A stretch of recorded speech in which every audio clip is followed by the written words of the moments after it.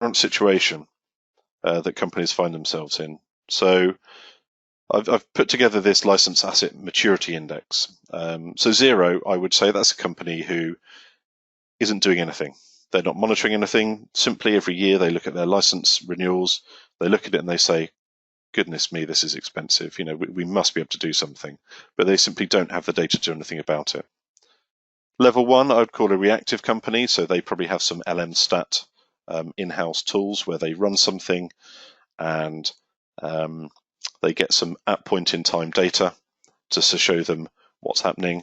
The next level then is defined. I would say this is where people are running these same scripts, but maybe on a more regular basis. They're trying to put some trend analysis together. So again, this could be in-house, but automated scripts.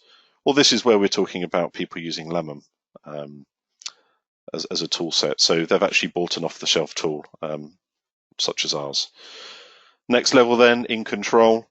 Okay, this is where they're reporting on it more, but they understand that they can start delving into the cost analysis of it.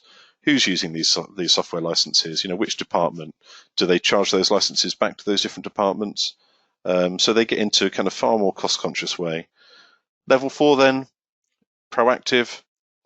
There's a fair few companies at this level, but nowhere near as many as there should be. So these are people who can really put this data together into a data dashboard. And they're doing this for them to help understand their renewal management. So data integrations as well. So maybe they're pumping some of this data out from a tool like Lemon, and they're pushing it out to Tableau or to Splunk to do some further kind of data analysis and dashboarding.